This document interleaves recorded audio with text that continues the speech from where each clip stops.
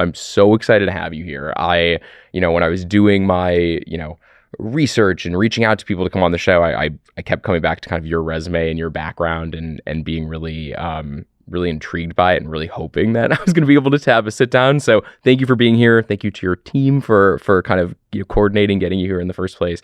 I know your schedule's crazy. I'm sure you don't really get, a few minutes to yourself in a day, let alone a few hours. But when you do get a little bit of a chance to kind of unwind and unplug, what are you listening to right now? What are you watching right now? What are you reading right now? So I just getting near the end of Andor. Okay. I don't know if you've watched any of that. I have seen every single Star Wars thing except for Andor at this point. As a space guy, I view it as my civic duty to of try to course. watch every single type of popular space thing that's out there. No matter how realistic or... No matter how realistic. So I really like Andor. Like, it's a little dark, but it's kind of like a spy movie, but in the space world, in the Star Wars world. Is this stuff you're doing like solo? Is this stuff you're watching with the family? Like, are you making the wife and kids watch it with you? We watch Space Force together. Okay. So we tend to watch comedies together. Yeah. I have 2 kids. One's 13, one's almost 15. Okay. During COVID, you would spend a lot of time around each other. So we were watching a bunch of like animated series on Netflix, and they have some like super long ones. Avatar, The Last Airbender, exactly. That was mine. No, I know exactly. Yeah. We watched all of that. And then the other one with the girl or whatever. I don't know. Oh my. You know what I'm talking about. Yeah, my fiance's going to be really mad that I forgot on this one. Okay. I've totally blanked on it. Okay. We watched the entirety of that as well with our kids. So my wife, I think, basically prefers lighter fare. I'm with her. I'm totally with her. Exactly. And so if I ever want to watch something that's like a little darker, like Andor, I kind of tend to watch that with those are the plane ride or ones. With my son or something like that. Pivoting from them into yours, what was your upbringing like? Like, what were you like as a kid? And if people saw you today and kind of what you've done with your life and what you've accomplished, who knew you as a kid, would they be surprised by it, or would they be like, yeah, that tracks? So when I was in elementary school, I was a total nerd. Okay. Especially like 5th and 6th grade. I tell this story to my son. I was actually just telling the story to my son where literally, it almost sounds like a bad TV movie, but there was a party in 6th grade where there was invitations to everybody except for me. I know the feeling, totally. The entire class went somewhere for like pizza, and I wasn't invited, or maybe I just missed it, or I just had not matured socially that much. I was pretty studious, and so I was into my studies and all that stuff. But the thing I say is, then I went to a party at the end of 6th grade, and I wouldn't say somehow I got into like that party, and basically I had fun, and I was like, so you start to figure it out, you figure out social stuff. And when I got into high school, I started doing like a little student government and different things like that. And so I don't know if it would be like super surprising to folks back there, but I was really quite a nerd. I have these like, I don't know, how were you as a kid? Were you like studious or like really social or what? I would say I was more on the social side until I hit like junior high going into high school. And then I sort of had this like come to Jesus moment where, I think some of my 7th and 8th grade grades like weren't great. And I had to push to get into some of the classes I wanted to get into. And my mom's like, that's not going to fly. Like you have to change your outlook, and you've got to put your head down in high school and really, work your ass off, or you're not going to end up going where you want to go. And so I tasted a little bit of both. And so I think that was probably helpful, where I had really good parents who kind of checked me along the way and were pretty good about recentering me when I needed it. I think that balance is really important.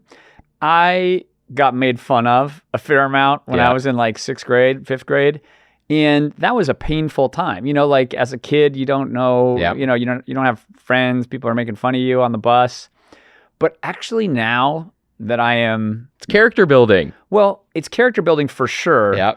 But it's also empathy building. Totally. I treasure that experience in a way because knowing, look, my difficult years in the grand scheme of things were not that difficult, right? I just didn't have many friends, and I got made fun of on the bus. Like in the grand scheme of things, I had it really good. But that sense of, those people need some help. Yeah. Or, those people are going through a hard time. Yeah. Is something that I think I wish everybody has or had, because that's what develops a sense of empathy to people who are going through a difficult time. Yeah. And makes you see the beauty in those people who are different, 100%. Yeah. And so even though that was a difficult time, I really value that now, not just in this job, but just as an adult in the world. Yeah. So you said that you were involved in student government in school. Was politics part of your household growing up, or was it something that you kind of discovered through school? I know your parents were in academia. I know your dad was a very accomplished, chemist and professor at Harvard, as was your mom. So curious if politics was brought into the house too, or if that was something that you found more at school. I would say my parents were conscious of stuff that was going on outside, but they were not particularly political. Okay. My dad was a fiscally conservative, socially moderate Republican. Okay. For my entire life up until 2016. And my mom was a more traditional Democrat. Okay. And so I grew up in that mix. It's they nice. were academics, Yeah, it almost puts you in the middle in a good way, where you kind of get to decide for yourself as you're discovering issues and things you care about as you get older, that you don't have someone kind of pulling you in one particular direction. Yeah. As you mentioned, my dad, both my parents were professors along the way. My mom did more different things. My dad was just basically a chemistry professor his whole life. And he was like pretty prominent guy, and he was doing all this stuff. But he also really respected business, and he helped start up some businesses in biotech. And so I saw that entrepreneurship as well. His grandfather, interestingly, was a chemical entrepreneur, but in a very specific applied sense. He was like an Egyptologist, right? No, that was my great-grandfather. Okay. Oh, so it's like truly a family legacy. My grandfather on the father's side, he was the guy, so they lived in Kentucky, and his company built the epoxy coating that you would put inside of your silo to keep your grain from rotting. And so my dad spent his childhood probably doing terrible things to his lungs, applying this, chemical coating to the inside of Kentucky grain silos. And he started up, I think, in the middle of the Great Depression or right after the Great Depression. So there was this line of entrepreneurship coming down, and innovation, as well as academic, stuff. And that both of those things kind of permeated my childhood. I was a kid who grew up super excited about space, right? So I was drawing pictures of Saturn V's as a kid.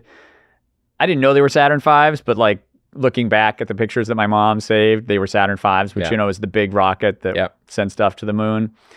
I was born in 1974, so after the moon landings ended, but it still permeated the culture, right? Apollo was everywhere still, you know.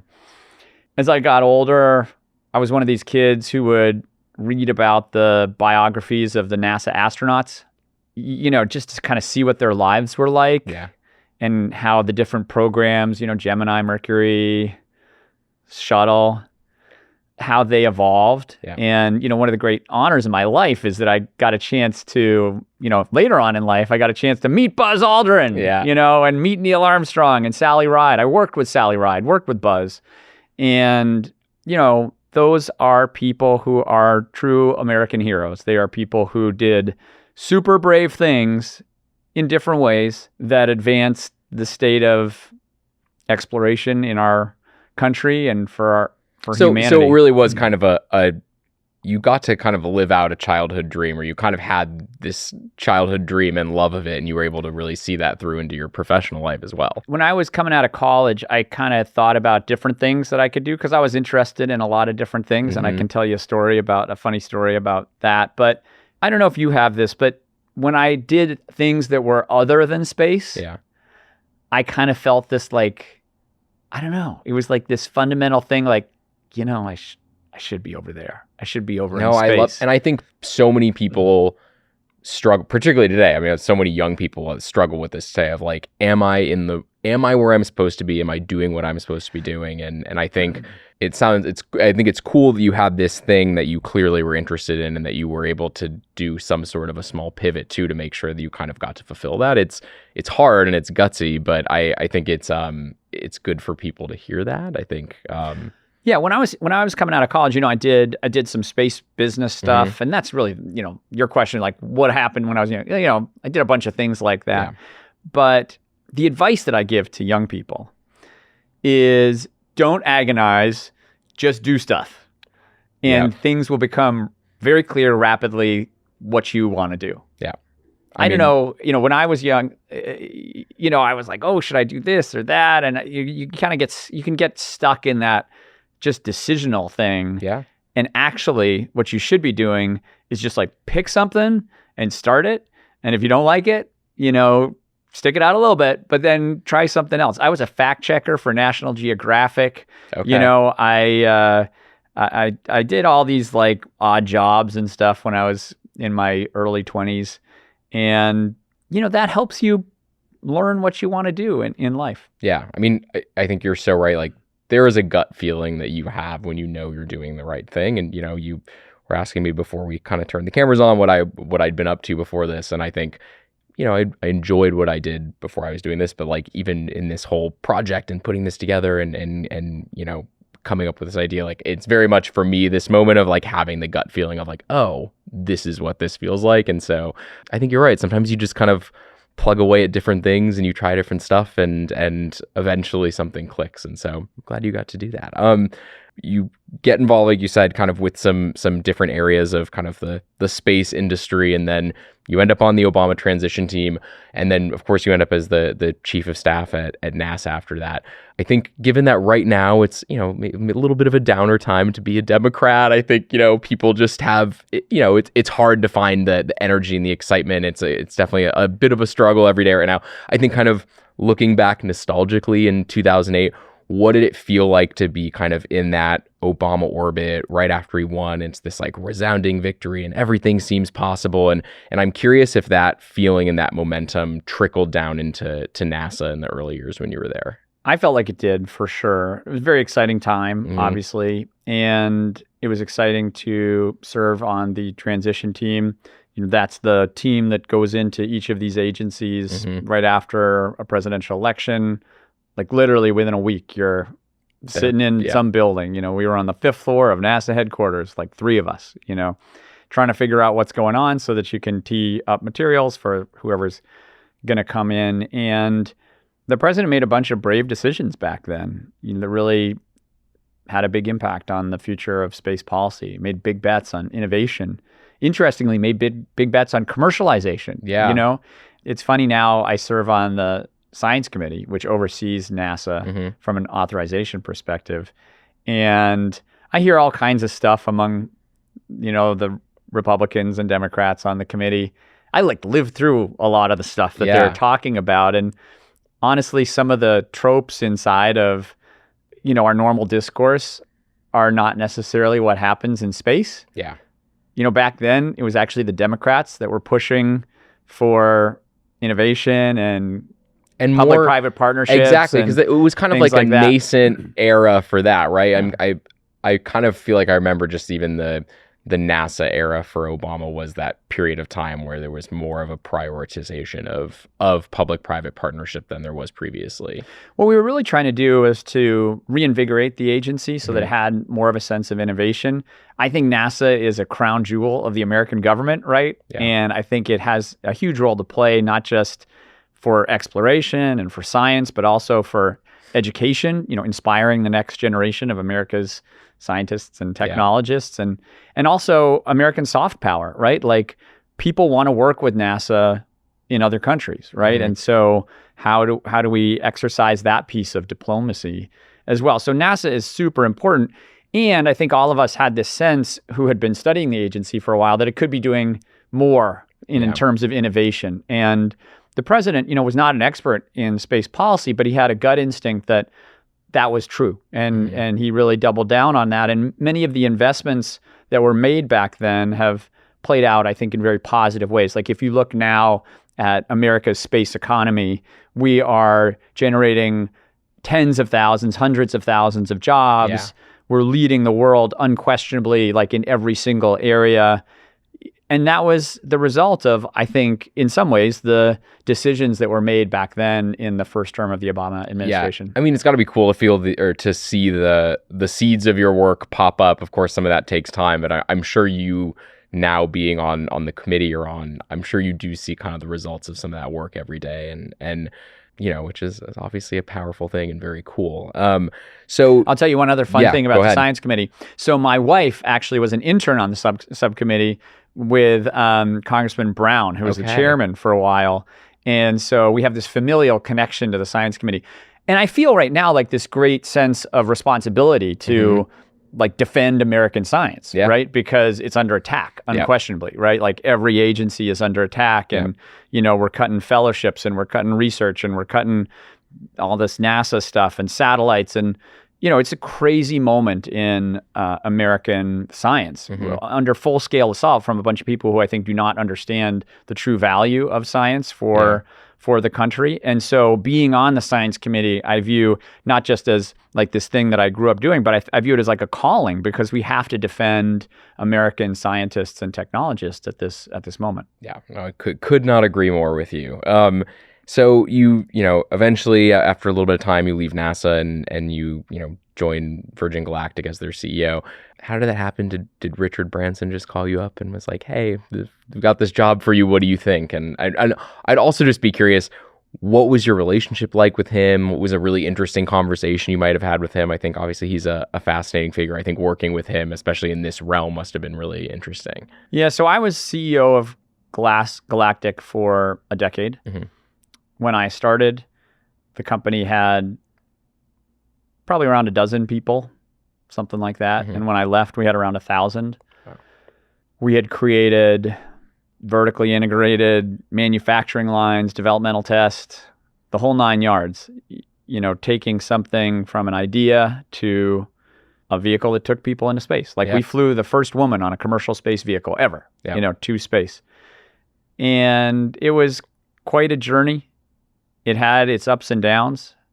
We had, a flight test accident that really affected us very strongly along the way. I think that ultimately what carried us through was this sense of purpose, that space is important to our future, that we were building something that mattered, and that we were building it with really good people, who I love to this day. And it taught me a lot. It was not an easy thing, but we had an amazing team. And Richard, you were asking about Richard, I think is a truly incredible leader, who has a deep concern for stuff that's happening in the world, whether that's in terms of the environment or national security or innovation. He's also a super good businessman. Yeah. And I learned a lot about business from him. Learned a lot about entrepreneurship from him.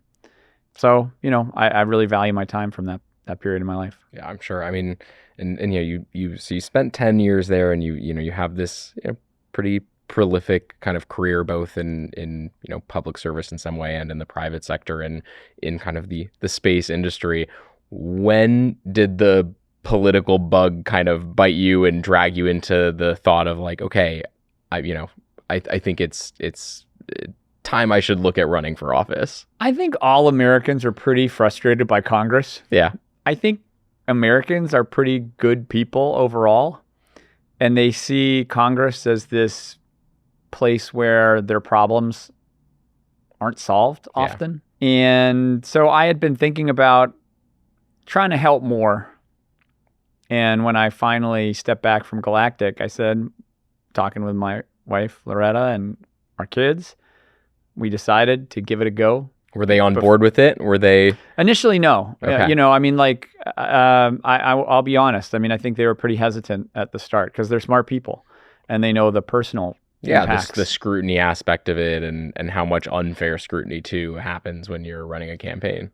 Totally, and also just the fact that if you win, you don't spend as much time around your family, and that's the worst part about it. Is just I love my family, and I view time that I spend with my kids, my wife, as the best time in my life. But I also think that we have to have folks step up at all levels, local level, all the way up to the White House, to do good, because we're going through this unprecedented period, this moment of technological change, this moment of economic dislocation, where we need people to help step up to solve problems. And that was the basic rationale for my campaign. Was I had done these things in the real world, running a business, growing a business, hiring people, creating jobs. I had seen how a federal agency can be well run. Yeah.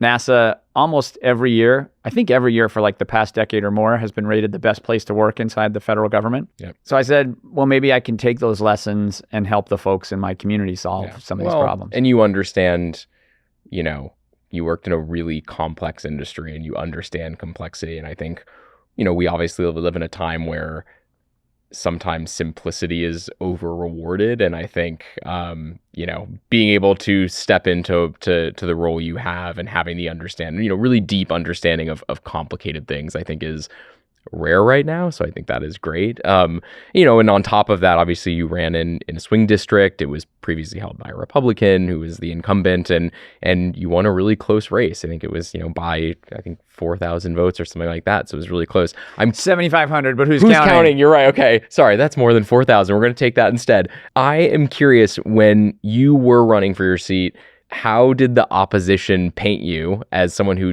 wasn't a publicly elected official before? How did they try to define you, and how did you counteract that? The other side threw all kinds of stuff. It was one of the most expensive races in the country, and very little of it, had anything to do with planet Earth. It was all kind of nutsy stuff. We tried to stay centered on the issues that matter, right? Which were costs of living, local jobs, public safety, and our commute. Yeah. Our district has one of the longest average commutes in the entire country, because a lot, we're a little bit outside of LA. We're still in LA County, but outside of the city of LA. And so a lot of people will move out to our district because they can get a little bit bigger house or a more affordable house, because they do it for their families, right? Yeah. So and we've got some great schools as well, but then they have to suck up that, go into the city and do 2 hours each way. Yeah, exactly. And that's what people do. So so that's where we were coming from. Well, so you run this tight race, you win it, you flip a previously Republican held seat, and you've only been in Congress for a few months, but you're already starting to make your mark. I know you've proposed a couple of bills, and I know recently you also were part of the launch of the Build America Caucus. Can you tell me a little bit about it, kind of what the goals are and why now? Yeah, so the Build America Caucus is a bipartisan caucus. Mm-hmm. Can I swear on this thing? Yeah, go for it. Is that okay? So I really wanted to call this thing the Get Shit Done Caucus. Okay. But some of the members of the caucus felt that we shouldn't have a swear word because it would You could do the little cool. star. I know, that's what I said. Yeah, there's something. There are ways around that. I think we should have, I'm still going to call it that. Get Shit Done Caucus. But that is explains what it's about, right? Okay, get shit done. Because that's what we're about, is to get shit done. And, I think more and more Americans are fed up with the lack of results that they're seeing from the government, right? We have a situation in California, for example, where depending on who you talk to, we need to build somewhere between 1 to 2 million housing units. Whether that's apartments or houses or whatever. You look at the cost of energy in many respects in California has not been affordable for a lot of folks. Yeah. And I am excited authentically about the idea of trying to open the hood, look under the hood, see why are we failing? Why are we not building as much as we should be? Why are we, not getting the energy prices down as much as we should, and trying to fix those things, right? Because that is what I think we have to do, right? We have to lower the cost of energy. We have to build more housing so that housing is more affordable. And that is what we're going to try to do. we're looking at it with open minds to really understand these problems. But at the end of the day, this is what I think all the voters should be demanding of their public servants, is like understanding the underlying, you were talking about complex systems like a little bit earlier. Yeah. And, these things are not easily solved, right? Because if they were, we would have solved them. Well, and you've gotten, right? I'm sure for, the federal government has to interface with state and local governments, and everybody's got a different system depending on what region or state you're in. And so it does complicate things. There's all this stuff. So anyway, we have this great group of people. It's also connected to, some of these ideas around how do we make it easier for people to build, and we still have to protect the environment. I'm like a dedicated environmentalist and somebody who believes in the urgency of climate change as a national challenge, international challenge. And I think it is totally consistent and coherent to also know that we have to figure out how to get stuff done. Because interestingly, if you look back to the 60s, 70s, the problem there in many ways was constraining big powers to not pollute or not destroy communities. And I do think that now, in order to solve some of our biggest challenges, we need to build. Yeah. We have got to figure out how to build quickly, build well, but build quickly, right? And we are just really pissing people off by not solving that problem. So hopefully the Build America Caucus can start to address some of those challenges. Yeah, it feels like a big problem. And I think it kind of begs this question of, in this hyper-partisan environment we're in, are we still capable of accomplishing these kind of big things, or are we kind of stuck in this moment in time, kind of settling for incremental wins? I think what you see when we have emergency situations is that we can do stuff quickly. Yeah, totally. Right? Like if you look at that highway, we actually have two highway examples, right? Yeah. And they're both pretty good. We had this highway in Pennsylvania that like basically broke. Yeah, the collapse. And the collapse. And then, they did all this stuff and like it was back super fast. And I give a lot of credit to Governor Shapiro and the whole team there. We actually had a similar thing in Los Angeles, and people don't pay that much attention to it, but we had a similar thing where like we had to fix a highway super fast. And so when we have to, we can build stuff quickly, right? But if the situation is such that if you follow all the rules, you can't achieve the thing, we probably need to take a look at the rules. You know what I mean? And is that where you feel like you see bipartisan consensus on that? I think there is some measure of it. Yeah. And it's not everybody, but we have a system where, we need to make sure that we approach these things in a bipartisan manner. They will not last if we just do it in a partisan manner, like one side or the other, right? We've seen that with like DOGE, right? Yeah. Everybody agrees that the government could be run more efficiently. And everybody agrees, I think, that we need to get our structural deficits under control. But if it's just like one side doing it, it's never going to work. Now, there's a whole separate issue that DOGE did it, I think, really incompetently and did it with like a poorly wielded chainsaw, rather than sort of thoughtfully going to the agencies. Like I actually think they could have gone to the agencies and say like, help us save 5% or help us save, help us do these things more efficiently. And we would have gotten to a much better answer. As it is, a lot of this DOGE stuff, is never going to persist because it is so partisan, but also because it was very poorly executed. Yeah. I am excited about working together, working across the aisle where we can to figure out how this stuff can be made to work better. Because one of the things that you see is that Congress often passes laws, saying, okay, we passed the law, and then doesn't focus on implementation. Yeah. Doesn't see how like the total, regulatory environment or whatever it is, does that rule set, does that situation enable you to achieve something quickly? I think we really lost an opportunity when we did not deploy these chargers quickly, right? There was like a lot of money for them. I mean, it's now become this like apocryphal story, right? Totally. In our culture. But it's true. Like there was a whole bunch of money And, it's funny, some of my supporters, they are not fans of the president, right? Yeah. But they say to me, when you Democrats take back the House or when you Democrats take back the White House, you should do stuff. You should do stuff quickly. This moment demands that we do stuff quickly. And I think that that's something that we need to take to heart, that the Democrats have to be a party where we, get stuff done. The get shit done party. And that's what I'm hoping to do. I mean, I think you hit the nail on the head. I think I wish I could remember who said it, but someone has said about the president, he's always the wrong answer to the right problem. And I think there's some validity in that, where sometimes those problems are brought to the surface and you can see how it impacts people. But then, as you said, even as we're talking about Doge, usually chainsaws get brought to things as opposed to scalpels. And that's kind of where things get dicey. I think you mentioned climate change earlier. I know something you're very passionate about, obviously. And I know especially particularly when it comes to, wildfires and wildfire prevention. And I'm just curious kind of, what do you think the public, specifically about wildfires too, what do you think the public kind of misunderstands about them typically? I got really into wildfires living in the Antelope Valley because we would have fires all the time. Yeah. And, the folks that I worked with would often have their homes being threatened by this fire or that fire. And I kind of started to wonder, how could we do better?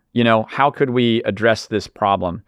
And it became this rabbit hole where I just went deeper and deeper, trying to understand what were the roots of this challenge. And just to quickly summarize, fire has always been a part of the Southern California landscape, really the Southwest. The challenge is that now we live throughout that landscape, right? And so we have, in many places, particularly the forested areas, we have plants, biomass, growing up, and we do not have the periodic fires coming through that reduces that fuel load. Interestingly, the Native Americans would set fires who lived in this area for thousands of years, reducing that load. Now, they had the benefit that they could kind of move around the landscape, whereas we have, obviously communities that are rooted in a particular place. Yeah. So, one thing is that we need to realize that fire is a natural part of the Western landscapes. So we need to make sure that we're making our communities more resilient. So we need to do stuff like home hardening and smart fuels reduction, which means, you probably shouldn't have that tree branch that goes straight, over your property. Yeah.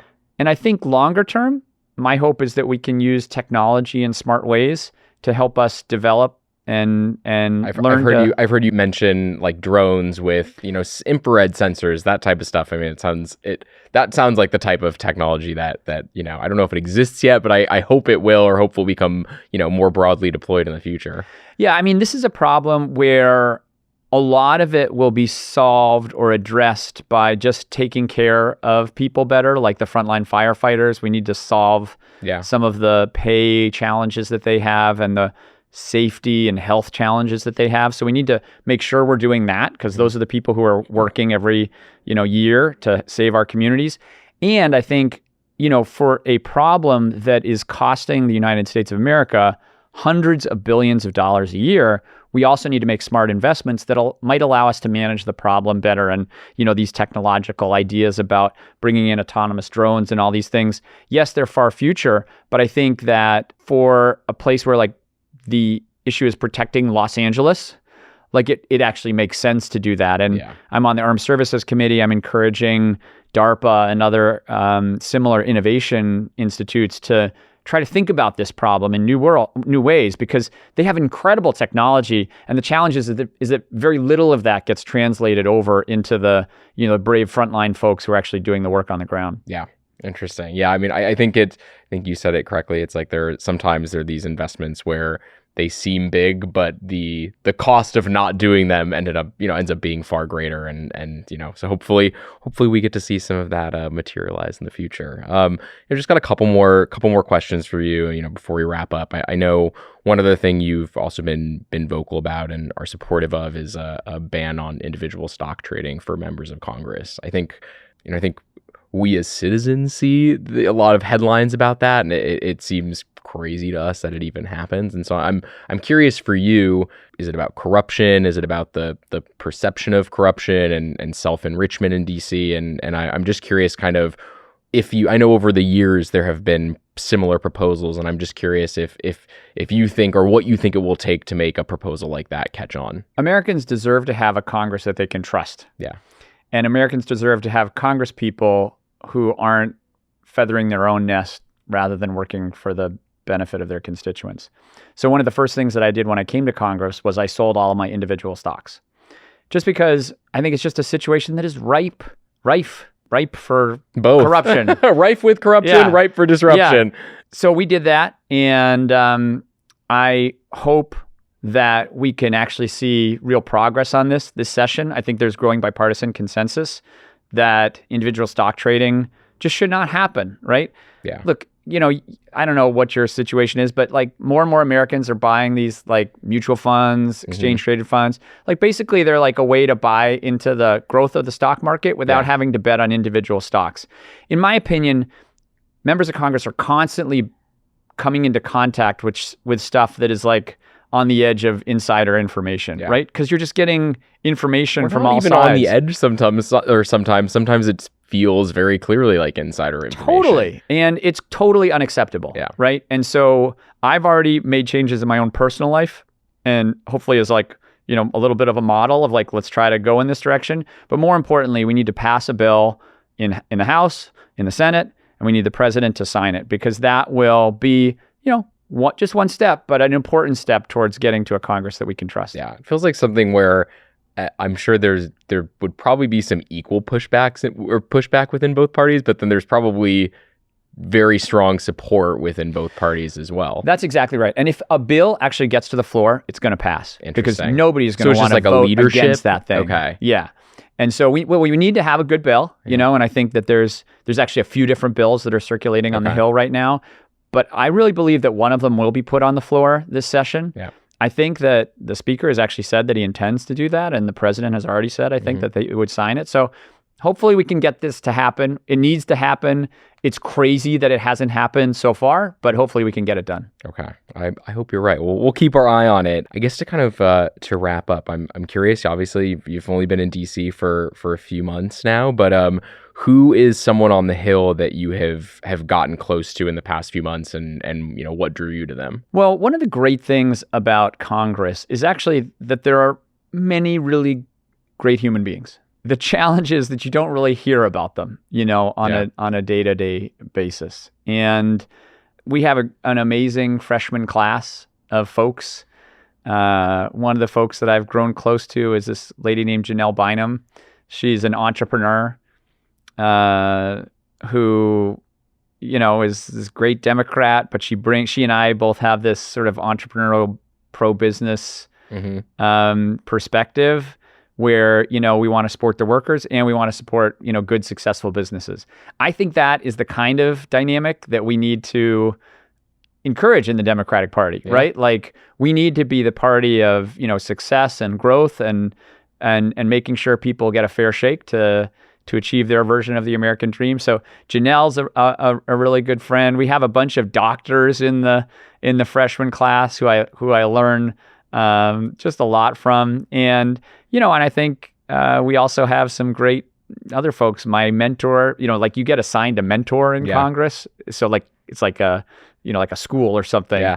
My mentor is a guy named Ami Bera. He's also a doctor from California. So I have a lot of good, a lot of chances to learn from these people. Yeah, I mean, it's a fun thing. It is the great thing about America. It's like everybody's district is completely different. They represent a different group of people, and so it's I'm sure it's fun when you get to Congress, just getting exposure to different viewpoints, different mindsets, all of that.